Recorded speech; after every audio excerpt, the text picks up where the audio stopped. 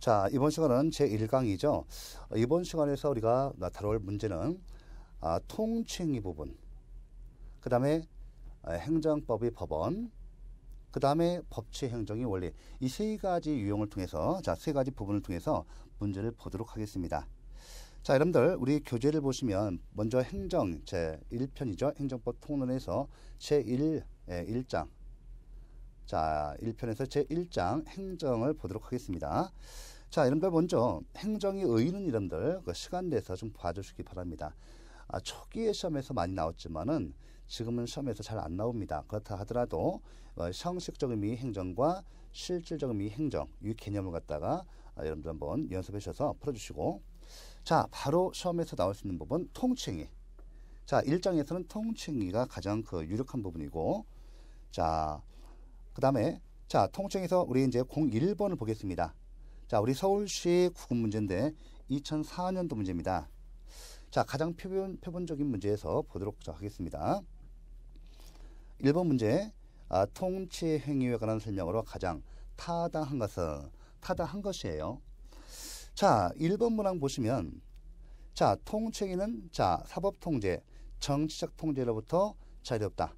자, 1번 주번에서 핵심 포인트는 자, 우리 통치행위는 고도의 정치적 행위입니다.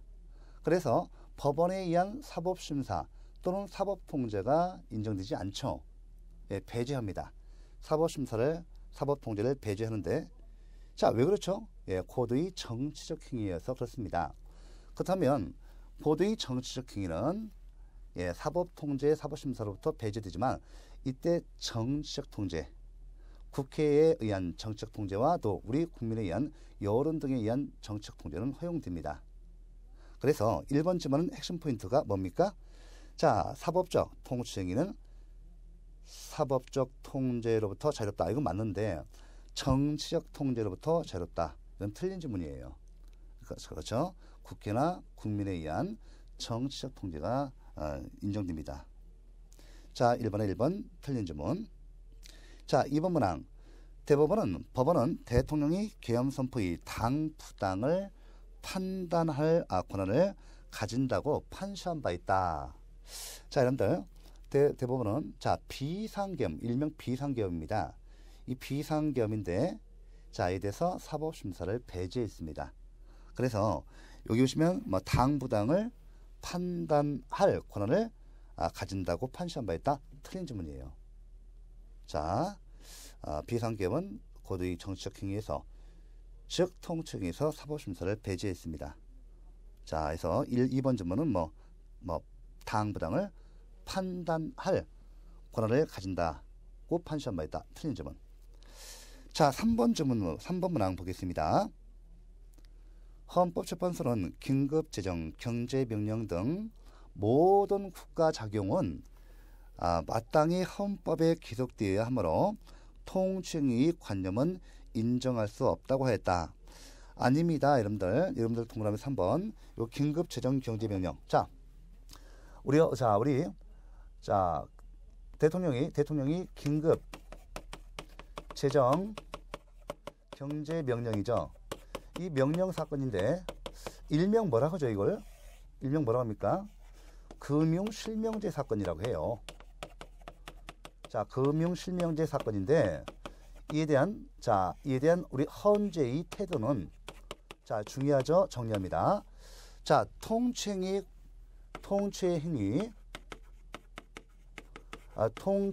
개념은 긍정했습니다. 자, 이것은 뭐다? 긍정했다는 거죠. 중요합니다. 긍정했어요. 긍정했는데 최초로 비록 자, 통치행위라 할지라도 이것이 자, 중요합니다. 국민의 기본권을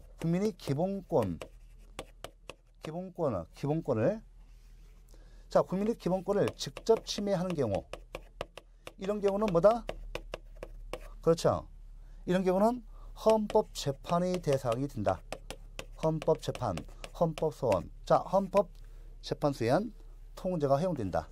그래서 요거에 대해서는 자, 이런 경우는 통치행위라 할지라도 헌법재판의 대상이 된다고 인정했습니다. 그런데요, 혹시 이 틀린 지문이 잘 나오고 있는데, 혹시 통치행위가 헌법 수호를 위해서 행해지면 어떻게 돼요? 자, 헌법 수호를 행해서, 자, 헌법 수호를 위해서 행사되면 이것은 헌법 재판의 대상이 된다, 안 된다? 이거는 안 돼요. 이건 안 됩니다. 그래서 여러분들 꼭 알아두실 것은 이와 같이 통치 행위가 기본권을 직접 침해하는 경우, 이런 경우는 통치 행위를 할지라도 헌법 재판의 대상이 된다는 것을 최초로 내린 결정 사건입니다. 중요하고. 그래서 여기 자 3번 왜 틀린지 아시겠죠? 통치 행위 관념은 인정이 있습니다. 이 관념은 인정했기 때문에 자 부정했다 해서 틀린 지문. 자 4번 문항 봐보세요. 대통령 선거는 통치 행위에 속한다? 틀렸죠? 왜 틀립니까? 자, 여러분들 공직선거법에 의한다면 대통령 선거, 국회의원 선거 등에 대해서 선거 소송, 즉 소송, 행정 소송을 인정해요. 그러니까 사법심사, 사법통제를 허용하고 있죠. 현행법에 의해서. 그래서 대통령 선거는 통치 행위에 속하지 않습니다. 그 다음에 5번째, 헌법재판소는 고도의 정치적 결단에 의해서 행해지는 국가작용이라 할지라도, 그렇죠? 자, 이때 보시면 통치행위 개념, 관념은 긍정했죠? 긍정했는데, 자, 그것이 국민의 기본권을 직접적으로 침해하는 경우는, 자, 그것이 국민의 기본권 침해와 직접 관련되는 경우에는 당연히 헌법재판소의 심판 대상이 된다고 했다. 됐죠? 예. 그래서 답이 1번에 4번, 자, 5번 지문입니다. 해놓으시고. 자, 일단 통칭 이렇게 해놓으시고, 가장 표본적인 문제에서 문제를 다뤄봤습니다. 자, 이런데 오른쪽에 보면 또 쌈 OX 문제 잘 돼 있죠? 예, 이거 해주시면 돼요. 많이 남습니다. 자, 그래서 우리가 통칭이 보았고, 그 다음에 여러분들 2번에서 2번과 관계돼서 스크랩하겠습니다. 2번 문제에서 보시면 통칭에 관한 설명으로 가장 옳지 않은 것인데, 자, 봐보세요. 여기서 지금 2번에서 틀린 질문이 뭐냐면, 자, 2번 문항 봐보세요. 행정소송이 대상에 관한 개괄주의는 통치행위 긍정설이 근거가 된다? 아니고 부정설이 논거입니다. 이게 무슨 말인가 하면 오늘날 위법한 국가의 행정작용은 모두 자 행정소송이 대상상으로 해요. 쉽게 말하면 위법한 공권력 행사, 위법한 처분이 우리 국민들의 권익을 침해하게 되면 어떤 제한을 두지 않고 모두 뭡니까? 행정소송을 통해서 구제를 해준다는 주의가 행정소송상의 개괄주의입니다. 그러니까 행정소송상의 개괄주의가 취득되어 있으니까 이 행정소송으로부터 배제될 수, 행정소송으로부터 그죠? 사법심사, 행정소송, 사법심사, 사법통제로부터 배제되는 행위를 인정할 수 없다는 논거가 돼요. 그래서 이것은 행정소송상의 개괄제는 통치행위 부정설의 논거가 됩니다. 그래서 2번 문항은 그래서 틀린 거예요. 나머지 문항은 다 맞는 지문입니다. 자, 그럼 3번 문항 봐볼까요? 자, 그 내용은 봐주시고 3번 같은 경우, 자, 3번도 스크랩하겠습니다. 자, 통치행위에 관한 설명으로 가장 옳은 것입니다. 여러분들, 옳은 것인데 3번 같은 경우는, 네, 자, 보시면, 여기 이제 3번 문제를 보시면 4번이 지금, 예, 가장 옳은 것이지 않습니까? 그러니까 지금 답이 5번이 맞아요. 3번은 5번 문항 보겠습니다. 자, 2005년도 국회 8급 문제입니다. 자, 5번 문항. 우리 헌법재판소는 최근의 일반 사병, 이라크 파병 위원 확인 사건에서 사법적 판단을 자제함이 타당하다는 입장을 취했다. 이게 맞고. 자, 그 다음에 여러분들. 자, 3번의 1번 문항. 자, 왜 틀렸죠? 1번 문항은? 보시면, 통치행위는 독일의 판례를 통하여 형성되었다. 아니고, 통치행위는 최초로 프랑스 판례를 통해서 성립 발전되었습니다. 독일을 해서 틀린 거고. 자, 3번의 2번 문항 보시면 통치행위에 대한 학설로 논리적으로 재량행위설이 가장 타당하다. 그렇지는 않습니다, 여러분들. 통치행위에 대해서 여러분들, 자, 통치행위를 긍정한 학설이 여러 가지가 있는데, 뭐 사법부 자제설이라든지 또 내재적 한계설 또는 권력 분립설이 있어요. 자, 이런 행위 등이 있기 때문에 재량행위설은 이것이 가장 타당하다고 볼 수는 없습니다. 현재 다수설과 판례는 우리 행정법 법규에서 다수설과 판례는 통치행위 이론적 근거로서 자, 권력 분립설을 취하고 있고 사법 자제설이 또 헌법재판소는 사법 자제설을 채택하고 있습니다. 그래서 이때 뭐 꼭 그 재량행위설이 가장 타당한 것은 아닙니다. 자, 해놓으시고. 자, 그 다음에 3번은 대권은 대권 행위죠. 대권. 자, 영국에서 대권 행위가 지정되고 있고, 미국이 아니라 영국입니다. 대권 행위 알아두시고. 자, 대권의 근거를 두고 통치행위를 발전시킨 것이 미국이 아니라 영국이고, 미국은 권력 분립설이에요. 권력 분립설 또는 내재적 한계설이 됩니다. 3번에 4번 문항 봐보시면, 자, 지금은 우리 헌법재판소는 대통령이 긴급 재정 경제 명령에 관한 헌법 사건에서 통치 행위를 하더라도 헌법소와 직접 관련되는 때는 헌법소입니까? 헌법소입니까? 헌법소와 직접 관련된 겁니까? 이거 아니죠. 그러니까 제가 지금 써드린 이유가 이거 아니에요. 이거 아니고 이겁니다. 그래서 좀 3번에 좀 4번 문항도 틀린 거예요. 이 사건에서 일명 금융실명제 사건에서 통치행위를 할지라도 이와 같이 국민의 기본권을 직접적으로 침해하는 경우 이런 경우에 헌법재판의 대상이 된다는 겁니다. 됐습니까? 예, 좋습니다. 자, 해놓으시고. 그 다음에 우리가 이제 4번 문제 보겠습니다. 자, 4번은 판례와 관계돼서 우리 통칭에서 나올 가능성은 매우 큽니다. 그래서 우리가 여기 보시면 4번에서 자, 보시면 지금 4번에서 우리가 정답이 2번인데 2번입니다. 내용을 옳은 곳인데 여러분들 보시면 여기 4번에 1번 문항은 왜 틀린지 아시겠죠? 4번도 지문이 길지만은 자, 이 내용이 그대로 들어갔어요. 이런 경우에 헌법재판의 대상이 된다겠죠. 이런 경우라도 헌법재판의 대상이 되지 않는다 해서 틀린 지문이에요. 그래서 4번에 1번 틀렸죠. 4번에 2번 문항 보시면 이게 맞아요. 외국의 국군의 파병 결정은 국가 원수로서 고도의 정치적 행위로 봤습니다. 예, 그래서 이거 2번 문항이 맞고 3번 문항 봐보세요. 3번 문항에서 특히 남북 정상회담과 관련돼서 3번 문항 정리하면 자, 우리 3번 문항에서 보시면 자, 남북 정상회담에서 자, 보시죠. 남북 정상회담에서 여기 개최 행위하고 여기 자, 이 개최를 위한 대가 명목의 대북 송금행위. 자, 송금행위. 자, 요거 이렇게 해서 구분해서 자, 이게 가분행위 이론이에요. 남북 정상회담은 개최행위 자체는 고도의 정치적 행위로 봤습니다. 보시면 이제 고도의 정치행위, 즉 통치행위로 본 것은 뭡니까? 그렇죠. 여기 이걸 갖다 통치행위로 봤어요.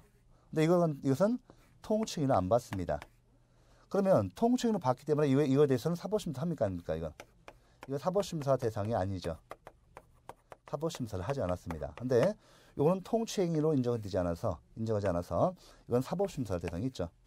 현행법 위반으로 해서 사법심사 대상으로 해서 그 당시에 박지원 문화관광부 장관이 그 책임을 졌습니다.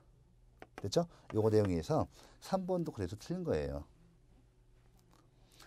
자, 그 다음에 4번 문항은 우리의 주요 판례이기 때문에 정리합니다.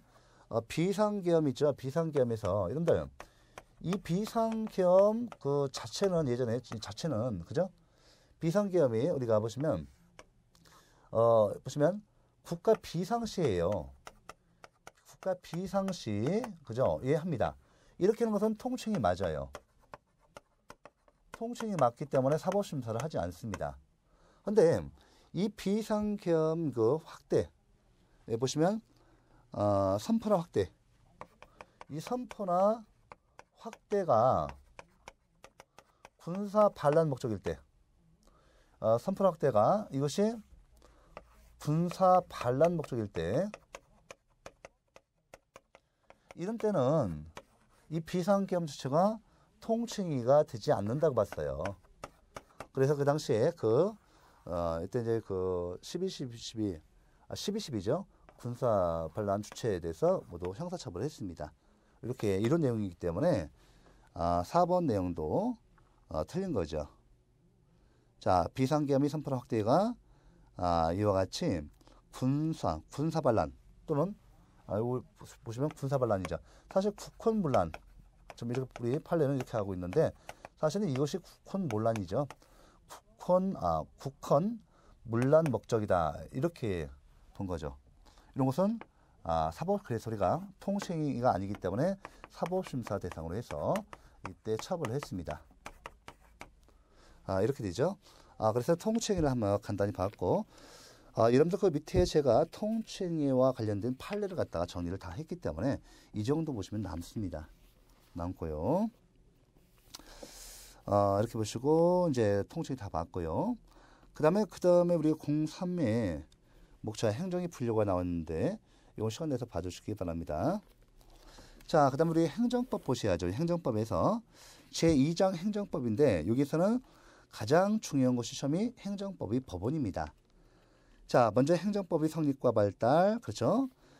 우리 이제 간단히 스크랩하고 가겠습니다. 1번 보시면, 자, 행정법 이론이 최근 경영이라고 보기로 것. 자, 3번. 자, 행정재량의 확대 아닙니다. 우리 재량 통제. 재량 통제가 좀 중심적인 관점이고, 관심이 재량 통제에 있습니다. 자, 그래서 재량 통제 이론, 재량 하자 이론이죠. 재량이 일탈, 남용, 흠결, 혜택. 이것이 재량 하자 이론이고, 이것이 바로 재량을 통제하는 원리고, 좀 재량을 갖다 점차로 이렇게 축소하는 경향에 있습니다. 자, 해서 1번에 3번 틀렸고, 자, 행정법의 법적 특수성 시간 내서 읽어주시고요. 자, 바로 여러분들 행정법의 법원을 보겠습니다. 자, 행정법의 법원, 서울시 2004년도 서울시 구급 문제가 가장 표본적인 문제인데, 최근에 와서 올해도 시험도 그랬지만은 이 서울시 구급 문제가 지금 올해 보니까 굉장히 평이하게 국가직, 지방직도 모두 평이하게 나왔습니다. 자, 우리 행정법의 법원인데, 그래서 1번 문제를 실어놓고 있습니다. 그러면 우리 1번 문제 먼저 보겠습니다. 자, 행정법의 법원에 관한 설명 중 가장 잘못된 것은 해서, 자, 1번 문항에서 좀 2번 문항 보세요. 자, 우리 행정관습법에는 상문법을 개폐하는 효력까지 인정하는 것이 통설과 판례의 입장이다. 틀렸죠? 그렇죠. 자, 여러분들 보시면 2번 핵심 포인트는 뭐냐면 행정관습법의 효력, 행정관습법의 상문법에 대한 그 효력을 묻는 겁니다. 자, 핵심 포인트가 뭐라고요? 자, 바로 우리 통설과 판례는 행정관습법의 상문법에 대한 효력은 보충적 효력설, 보충적 효력이 있다. 즉, 상문법이 있을 때는 상문법이 우선적으로 적용되고, 상문법이 없을 때 이렇게 행정관습법이 보충적으로 적용된다는 겁니다. 자, 먼저 해서 1번에 2번 틀렸죠. 자, 이 정도 난이도 나와요, 시험에. 그러니까 행정법은 6개월 정도만 그냥 공부하시면 아주 그냥 고독점 과목이고 효자 과목이에요. 자, 그러면 제 1번에 1번 문항. 행정법에는 통일적인 법전이 없는 것이 특징이다. 맞죠? 우리 행정법은 그 역사가 그렇게 깊지 않아서 아직 통일된 법전, 단일 법전을 못 갖고 있는 것이 특징입니다. 그래서 1번에 1번 문항 맞습니다. 자, 3번 문항. 우리나라의 경우에 판례는 법적 구속력이 인정되지 않는 것이 원칙이다. 맞죠? 우리나라는 자 우리 판례가 법적 제도적 관점에서 판례는 법적 구속력이 없어요. 그러니까 동종 사건에 있어서 법적 구속력이 인정되지 않습니다. 그래서 우리 판례는 법적 제도적 관점에서는 법원조직법 제8조에 한다면 이 법 조문이 당해 사건으로 규정되어 있어요. 당해 사건에서 5심 방지를 위해서 3심제를 취하기 때문에 당해 사건에 있어서 하급 심의 판결에 대해서 상급 심의 판결은 법적 구속력을 갖는다. 이건 당해 사건에 한해서만 그래요. 그러니까 동종 사건, 유사 사건에서 앞서 전소법원의 판결, 전소법원, 그러니까 앞선 법원에서 동종 사건에 관한 어떤 판결이 있어요. 그럼 이 동종 사건과 유사 사건이 또 나중에 후수법원, 나중에 법원에서 또 소송이 제기, 비슷한 사건이죠.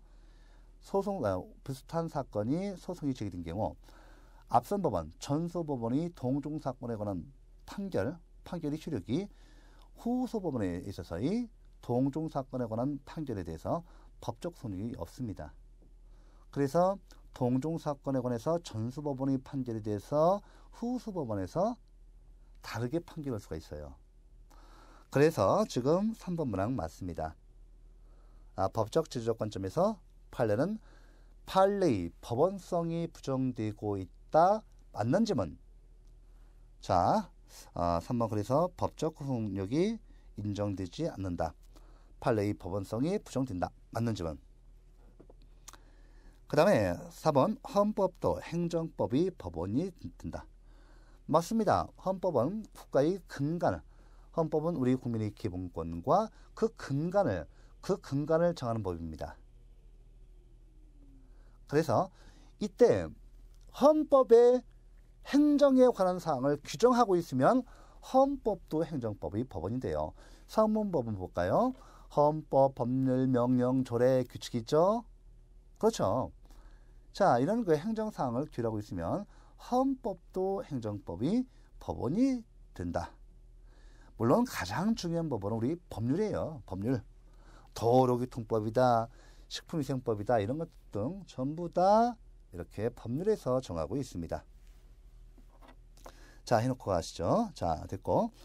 자, 다섯 번째 서울특별시 조례는 보건복지 가족부령에 위반될 수 없다. 맞습니다. 성문법 우선주의. 자, 우리 불문법으로서 그렇죠? 예. 자, 그렇죠? 그러니까 쉽게 성문법에서 헌법, 법률, 명령, 조례, 규칙이 단계 법 순서예요. 법 효력이 단계고 순서입니다. 맞는 지문. 자, 우리가 이제 법원은 그렇게 어렵지는 않습니다. 그래서 1번 지문은 제가 다 설명드렸고, 자, 해설도 잘 해놓고 있어요. 해설, 또 오른쪽에 OX 문제까지 해서, 이거 한번 세네 번, 최소 세네 번, 대해석본만 보시면 다 구독 좀 하세요. 자, 이 정도 책에 꼼꼼하게 잘 되어 있습니다. 정말 책이, 제 책이지만, 이 정도면 시중에 나왔던 책도, 빠지지 않습니다. 어떤 책보다도, 물론 다른 책 잘 되어 있지만은 어떤 책에 비해서 빠지지 않습니다. 내용이 거의 다 완비되어 있습니다. 자, 그 다음에 여러분들, 이번 문제 보시면 2번 그 문제를 좀 봐보세요. 2번 문제는 또, 2번 문제는 스케일업 하겠습니다. 2006년도 국회 8급 문제예요. 문제 난이도는 굉장히 잘 되어 있습니다. 2006년도 국회 8급 문제인데, 좀 옳은 것입니다. 옳은 것인데, 지금, 1번 문항이 맞아요. 자, 이것이 우리 관습법은 성문법에 대해서 보충적 효력을 갖는다. 계속 반복됩니다. 한번 나왔던 그 기출문제 유형 지문은 반복해서 나오기 때문에 이 기출지문이 그만큼 중요합니다. 초제일관 처음부터 끝까지 이렇게 해서 이렇게 잘 이렇게 보시면 다 맞출 수 있는 문제입니다. 2번 문항 봐보세요. 행정법에는 법의 흠결이 존재하는 경우가 적지 않기 때문에 사법에 비하여 관습법이 성립할 가능성이 크다. 아니죠. 우리 행정법은 공법이에요. 또 공익을 위한 법입니다. 그래서 우리 행정법은 원칙적으로 거의 성문법에 의해서 규율됩니다. 그렇죠? 우리 보시면 사법은 여러분들 우리 행정법은 공법이고 강행법 규율되어 있어요. 주로 강행법 규율되어 있습니다. 그런데 사법은 이에 대해서 거의 임의법 규죠. 사적 자치의 원칙이 통용되고 이 사법 자체가 임의법규예요. 임의법규성을 갖습니다. 이게 임의법규가 뭐냐면 이 사법의 이렇게 규정이 있는데 이 사법의 규정과 다르게 개인이 다르게 정할 수가 있어요. 계약 같은 경우도. 그저 민법이라는 사법의 계약 유형이 있는데 14종류의 전형 계약이 있습니다. 이와 다른 비록 민법에 다 계약 유형이 되어 있지만은 요거와 다른 계약을 그 계약 사법 민법인 사법과 다른 내용의 계약을 체결할 수가 있습니다. 왜? 바로 임의법규에서 그렇습니다. 사적 자치의 원칙에서 개인의 자유의사가 우선합니다. 그런데 우리 행정법은 안 되죠. 강행법규도 있어요. 공익을 위하기 때문에 강행법규도 있습니다. 거의 다. 그래서 이때 관습법의 성립 여지 같은 경우는 사법이 훨씬 큽니다. 훨씬 크고 우리 행정법에서 관습법이 성립할 여지는 작죠. 작아요. 혹시 이런 질문 틀립니다. 행정법에서 관습법이 성립할 여지는 없다. 전혀 없다. 틀린 질문이에요. 행정법도 관습법이 성립할 여지는 있습니다. 민중적 관습법상의 권리, 이법권 등 이런 거 있지 않습니까? 예, 소수가 있습니다. 자, 우리 행정법에서도 관습법이 성립할 여지는 있지만은 사법보다는 작습니다. 강행법규에서 사법보다는 작습니다. 그러니까 크다 해서 틀린 거예요. 그 다음에 이번에 3번 앞에 보셨죠? 대륙법계 국가에서는 판례가 법적 구속력을 갖습니까? 아닙니다. 법적 구속력을 갖지 않습니다. 단지 사실상 구속력만 있을 뿐이에요. 그러니까 법적 구속력이 있다면 무조건 틀린 지문이에요. 자, 이어서 4번 문항 봐볼게요. 자, 광의 법원 개념을 취하더라도 행정규칙은 법원이 될 수 없다. 틀렸죠. 이번에 좀 4번 문항가 틀렸어요. 이번에 4번 문항 중요하니까 정리를 하겠습니다. 요거는 계속 시험에서 좀 자주 출제되는 부분이어서 최근에 유독 많이 나옵니다. 자, 여러분들 지금 보시면 행정법이 법원이 범위죠. 자, 행정법이 법원의 이 범위.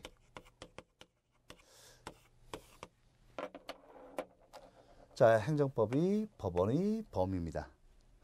보시면 자, 우리 먼저 법규설이 있죠.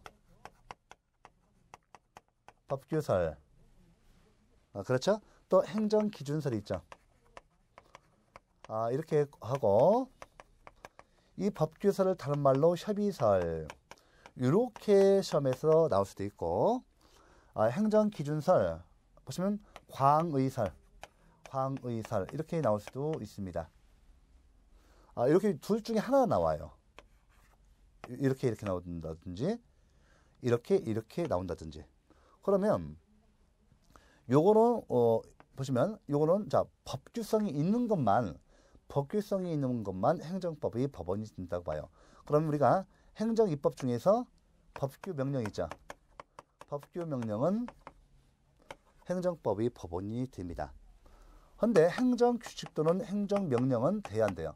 법규성이 없어서 행정법이 법원이 되지 않습니다. 자, 이에 대해서 우리 행정기준설은 광의설은 봐보세요. 자, 이때 법규성이 있는 것뿐만 아니라 그렇죠? 자, 우리 행정규칙 자체가 뭐예요? 행정규칙이라는 것은 행정기관 내부에서 우리 공무원들이 행정활동을 할 때 그 기준이 되는 법규범위예요. 그러니까 행정규칙이 있죠? 이 행정규칙이 있습니다. 행정규칙도 자, 그래서 행정법이 법원이 됩니다. 행정기준이 되죠? 누가요? 공무원이 행정활동할 때 그 기준이 되는 법규범위예요. 우리 공무원을 법적으로 구속합니다. 이걸 위반하게 되면 징계 처분을 받아요.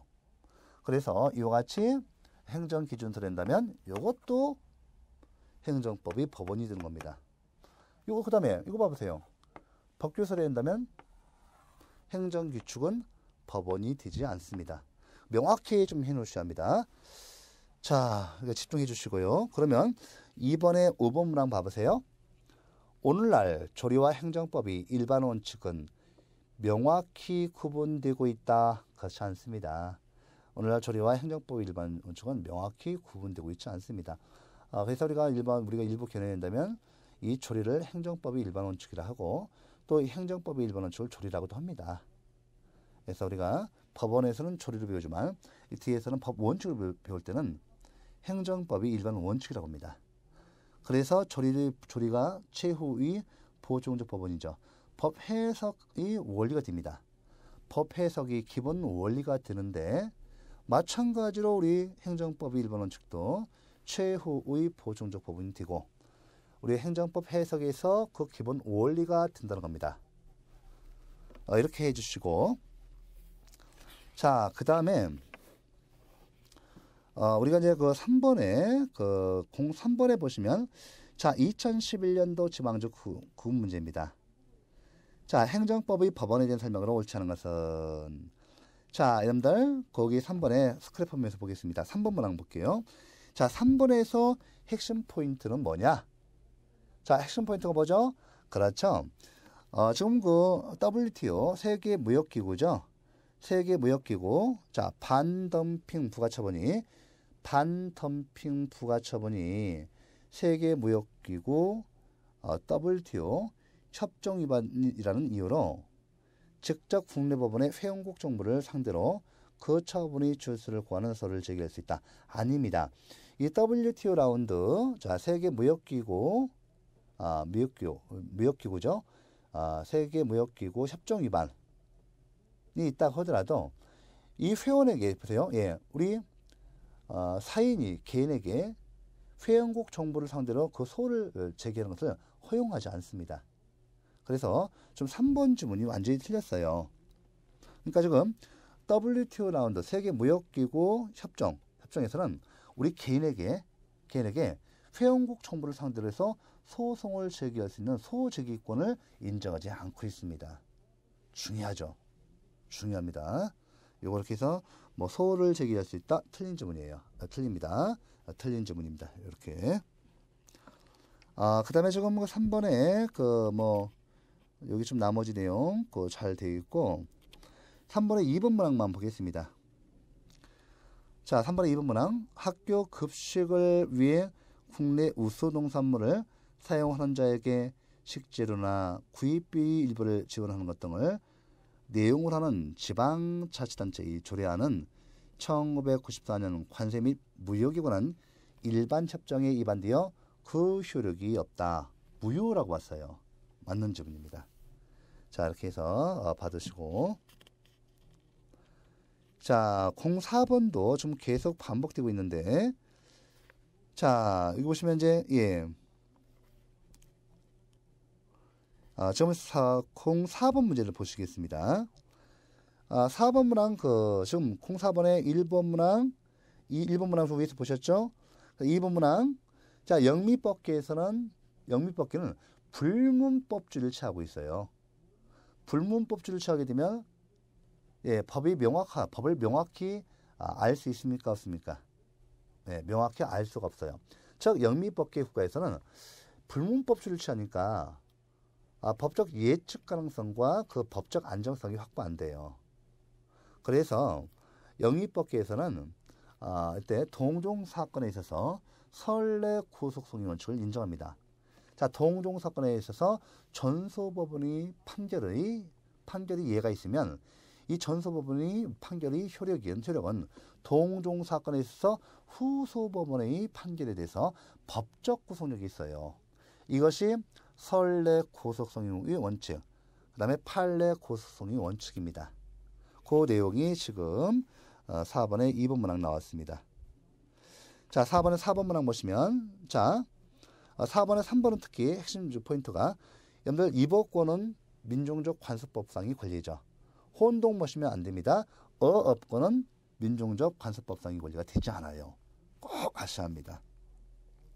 이거 잘 틀리니까요. 시험에서 3번 나왔기 때문에 반드시 기억을 해 주셔야 합니다. 자, 그 다음에 4번 왜 틀리는가 하면 여러분들 우리 자, 판례는 국세행정상 비과세의 관행을 일종의 행정선례법으로 인정하지 아니한다. 아닙니다. 인정한 바가 있습니다. 인정하고 있습니다. 그래서 4번 문항 틀립니다. 이렇게 보시고 그 다음에 우리가 이제 우리 행정법의 부분 다 끝났습니다. 이제 나머지 문제 이렇게 해설사하고 OX 문제하고 풀어보시면 되겠습니다. 점검해 주시고요. 04번 우리나라 행정법의 지도 원리가 나옵니다. 자, 이거 시간 내서 봐주시고. 자, 우리가 이번째 마지막 테마 법치 행정의 원리가 있죠. 법치 행정의 원리가 있는데 가장 중요한 것은 여러분들 문제 표본 문제만 좀 볼게요. 2007년도 경북 구급 문제 이 정도 순위에서 나오는데 이보다 더 다운됩니다. 그럼 우리가 그러면 2007년도 문제인데 01번 보세요. 자, 법률에 의한 행정 원리에 관한 설명 중 옳은 것입니다. 옳은 것인데 1번 문항 봐보세요. 자, 법률 우위는 행정기관과의 관련해서는 행정작용이 법률 종속성을 의미하며 법률의 내용으로부터 벗어나는 행정작용은 이 법의 효과가 주어지게 된다. 바로 1번 문항이 맞아요. 맞습니다. 법률 우위 원칙에 위반하면 법률 우위 원칙에 위반한 행정활동은 위법한 행정활동이 됩니다. 자, 2번 문항 봐보세요. 2번 문항 왜 틀린지. 자, 여러분들 법률 우위 원칙에서의 법률이란 헌법, 형식적 의미 법률, 법규 명령과 관습법 등 불문법을 포함한 모든 법규범을 포함하며 행정규칙도 원칙적으로 이에 포함된다. 아닙니다. 행정규칙은 여기에 포함되지 않아요. 행정규칙은 법규성이 없기 때문에 포함되지 않습니다. 틀렸고. 3번 문항 법률유보의 원칙은 행정이 모든 분야에서 적용되지만 아니죠. 법률 우위 원칙이죠. 법률 우위 원칙이 모든 행정 영역에 적용되는 원칙입니다. 이에 대해서 법률 우위 원칙이 적용 영역에 대해서는 학설 대립 있죠. 중요사항 유보설, 신침해 유보설, 예, 또 사회 유보설 이런 것들은 학설 대립이 있습니다. 3번도 틀렸고. 4번 법률 유보의 원칙에서의 법률이란 국회가 지정한 형식적 의미 법률만 의미해요. 그래서 불문법에서 불문법으로서 관습법이나 판례법 포함되지 않습니다. 네, 국회가 지정한 형식적 의미 법률만 포함됩니다. 의미합니다. 자, 그 다음에 문제와 관련된 이론 요약 다 되어 있으니까 받으시고. 그 다음에 여러분들 지금 보시면 2번 문제에서 옳지 않은 거 2번 문항이죠. 자, 법률여부에서의 법률은 형식적 의미 법률만 의미한다. 그 문제가 계속 반복되죠. 2008년도 국가직 7급 문제예요. 별거 아니죠. 그러니까 이번에 2번 문항만 보겠습니다. 그렇죠? 법률여부에서의 법률은 형식적 의미 법률이에요. 좀 이번에 2번 문항은 요거 내용은 다 법률 우위 원칙에서의 법률입니다. 꼭 알아두시고. 그 밑에 학설 나오죠? 예, 학설. 요거 잘 참조해서 보시면 되겠습니다. 자, 그 다음에 3번 법률여부의 원칙에 대한 설명 중 옳지 않은 것은 나오죠? 자, 3번에 이것도 스크래퍼면서 이제 쉬운 문제니까요. 4번 보세요. 옳지 않은 것입니다. 헌법재판소는 텔레비전 방송 수신료 사건에서 행정유보 원칙을 제시하였다. 틀린 점은 행정유보가 아니라 중요사항 유보설과 관련된 유보, 의회 유보입니다. 의회 유보입니다. 그래서 03번에 4번 우리 헌법재판소는 법률 유보에 관한 학설에 대해서 중요사항 유보서를 채택하고 있어요. 헌법재판소는. 이때 텔레비전 방송 수신료 사건 요거는 여러분들 의회 유보 원칙, 의회 유보 원칙을 갖다가 우리 헌법재판소가 그 원칙을 제시했습니다. 중요사항 유보설과 관련된 유보는 행정유보가 아니라 의회 유보예요. 그래서 03번에 4번 판례를 묻는 문제였죠. 그 밑에 해설이 잘 되어 있으니까 여러분들 읽어주시면 되겠습니다. 그 다음에 04번 마지막에 있는데 2014년 올해 문제죠. 서울시 구문제 이렇게밖에 안 나와요. 자, 오늘날 법률유보 원칙은 단순히 행정작용이 법률의 근거를 두기만 하면 충분한 것이 아니라 국가 공동체와 그 구성원에게 기본적이고도 중요한 의미를 갖는 영역, 특히 국민의 기본권 실현과 관련된 영역에 있어서는 국민의 대표자인 입법자가 그 본질적 사항에 대해서 스스로 결정하여야 한다는 요구까지 내포하고 있다는 헌법재판소 결정과 가장 관계가 깊은 것은 이게 바로 의회 유보 원칙입니다. 그래서 우리가 해설 참고해 주시고 위 내용까지 같이 봐주시기 바랍니다. 또 OX 문제도 연도 충분히 해주시기 바랍니다. 자, 여러분들 이번 시간 수고 많으셨습니다. 다음 시간에 이어서 강의를 하도록 하겠습니다. 수고하셨습니다.